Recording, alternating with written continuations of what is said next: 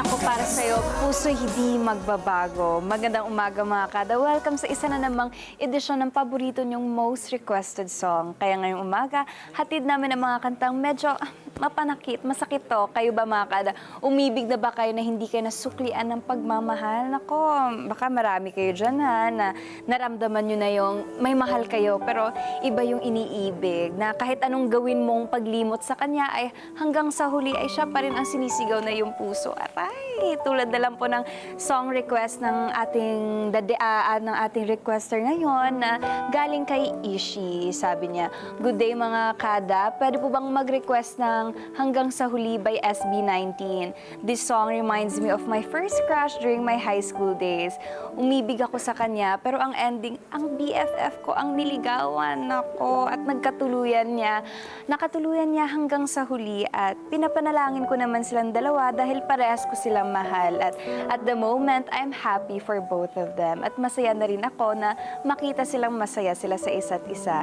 From Ishi. Ayan Ishi, medyo mahirap yung sitwasyon na yan at marami din akong makakilala na napagdaanan din yan. Pero darating at darating yung panahon na may iibigin ka at iibigin ka rin. Kaya maraming salamat sa iyong pag-share Ishi sa iyong kwento dito sa Kada Umaga at sa akin lang, masaya akong malaman na masaya ka na para sa iyong kaibigan na nagmamahal at may minamahal din siyang tunay. May magmamahal din sa'yo, antay ka lang, wait lang. At huwag na din natin patagalin pa dahil ang mga bisita natin ngayong umaga will make you feel every word of Hanggang sa Huli like it's your story. Kaya pagbigyan natin ang request ni Ishi, please welcome Formula 5.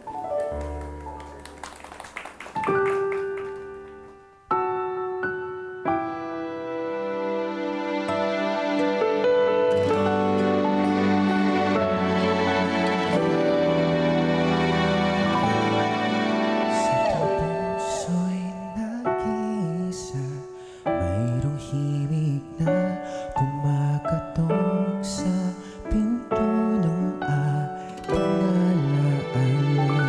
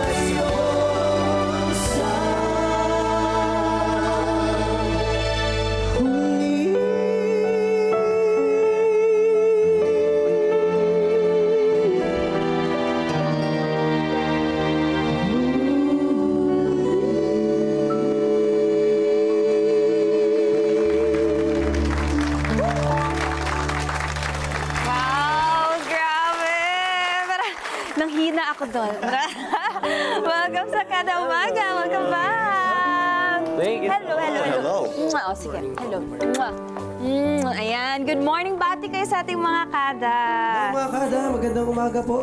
Yes, magandang umaga po. It's good to be back here again. Yeah. Magandang umaga, kada. Now we're so happy to be back here again. Yes, we're so happy to have you here again. Yes! Ayan mga kada, kumpleto na sila. And eto din, kamusta naman kayo? Formula 5. Lately, we are doing great kasi sobrang busy namin lately pero we are so happy to be performing on different stages that we just dreamed before. Yes. And getting connected with people that we wanted to connect with. So, Yeah. sobrang saya namin lately talaga. Kwentuhan nyo naman kami yung sa mga memorable dun sa mga nangyari recently ngayon. Well, recently, just like our previous interviews, everyone is hope. We got to perform for Motyanang Pilipinas. Yes. Kami po yung kumanta. Sean got to sing the swimsuit song. Yes. Oliver got to sing the evening gown song. And we were able to do the opening numbers and pre-show. So sobrang warm ng heart. Hindi ko na sasabihin yung taba ng puso. Warm ng heart. So we are so busy. So sobrang busy namin, nakakalimutan namin na ay, ang layo na pala na narating namin. Yes, that's really big. Kasi minsan, di ba, sa buhay natin, na hindi natin namamalaya na kung saan tayo tayo ngayon, ito din pa yung pinipray natin before. So, I'm so happy for you, Formula 5. It's really big. And then, lalo pa kayo mas nakikilala at dumarami pa yung mga events ninyo, right? Ang dami pa, sobrang busy nyo na yata talaga eh. And syempre, hindi po kami magsasawang sabihin na sobrang salamat po sa kada umaga kasi dito po talaga kami nagsimula. Dito po namin na ipakita yung talent Kila Sir namin. Kenneth, That's why Sir na-spread po namin siya. Thank Isa you po so kayo sa much. unang naniwala sa Formula 5. Kaya sa kada Always. umaga ay Net 25, maraming salamat. Maraming salamat. At nakikita naman talaga namin sa inyo na sisikat at sisikat talaga kahit maraming magmamahal sa inyo. At eto din, narinig niyo yung kwento ni Ishi, yung letter sender natin. May masasabi ba kayo sa Maraming kwento niya? si Kier na ganyan. Ay nako! Ikaw, ikaw na yung tinuro ha? Eh, love is very inevitable po. Kumbaga, hindi mo talaga siya maiiwasan. If it comes, it comes. If it goes, it goes. Doon sa story ni Ishi, kung ganun ang nangyari, naranasan ko rin. Ayun na nga. Hindi, Ano ba yung masasabi mo doon? Hindi mali. Siguro it's a matter of how you make paubaya para sa iyong kaibigan.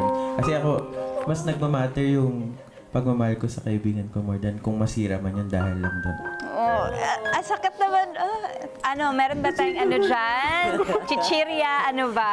Ayos na tayo sa... Ayun, pero so relate na relate ka kay Ishi. Medyo lang. Kaya nga ako nakakasulat ng songs eh. Ay, hala.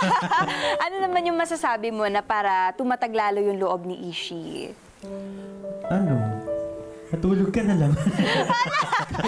Ay, sleep ka na Sleep daw. Healing yun yung sleep pa. Sa kakakain. kakain. Lumabas ka kasama mga kaibigan, don't deprive yourself just because you're broken. Ayun na nga, may yun na. Yung mga hugot. Kayo ba, meron ba kayong gusto masabi sa kwento ni Ishi na may nakarelate din? Relate ka direct. Siguro yung masasabi ko lang, Ishi, just accept lang and wait for your turn. Be Tsaka- patient of the good things that will come to you. Take it easy.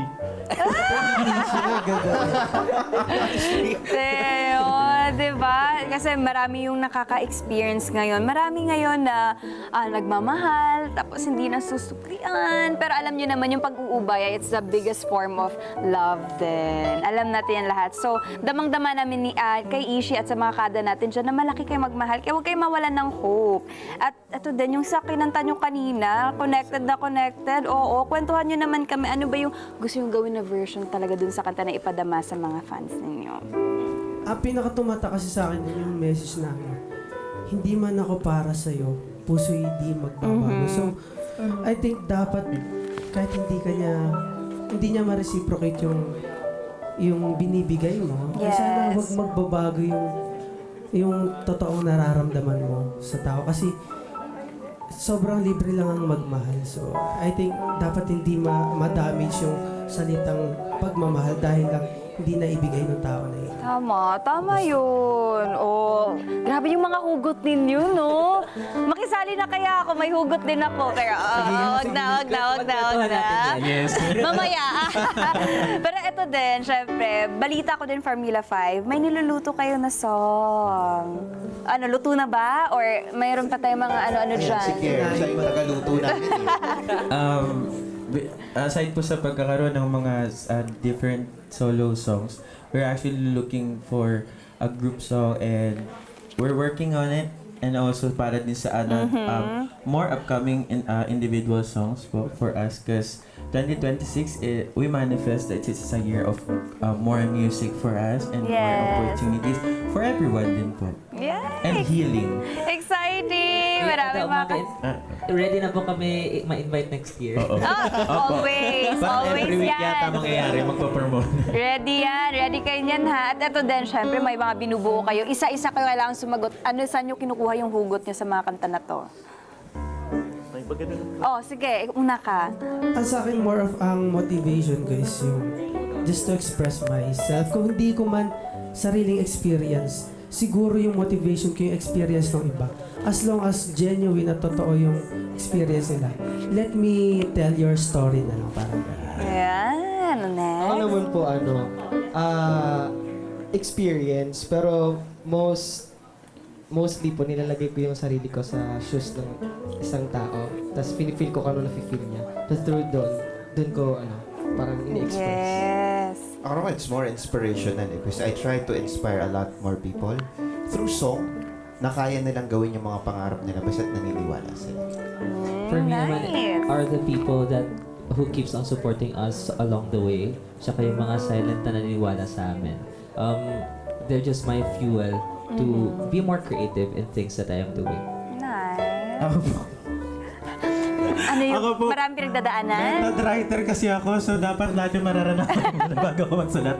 Hindi, pero kidding aside, yun po, most of them are my experience or like, nagbabasa po kasi, mahilig ako magbasa, so from there, naghanap ako ng inspiration. And of course, sa mga music influences ko, doon ako kumukuha ng, paano ba ito sumulat ng ganito, or Oo. paano ba yung atake ng mga kanta nowadays. Ngayon, ang ganda. Well, I love that. Thank you for sharing. Kasi di madali yung mag-share ka ng mga experiences na dun yung kinukuha. Kasi may mga ibang tao na private talaga. But thank you so much. And ito din, syempre, para updated naman din yung mga kada natin. Saan ba kayo pwede i-follow at ano yung mga upcoming events ninyo? Yeah, you can always follow us on Instagram and Facebook at FLM Formula 5 and our individual social media. No?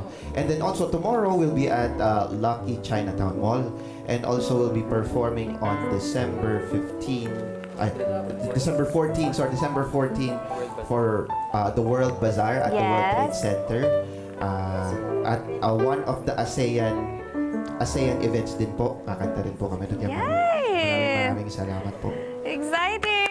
More Thank music you. to come. Yes, more music to come, more events to come. Go lang ng go. And we're so happy to have you here. Thank you so much. Kasi grinant yung request. Request? Kaya request natin siya na?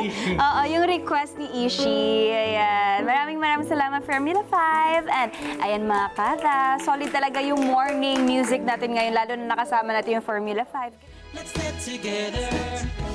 Sunday 25. Sunday 25.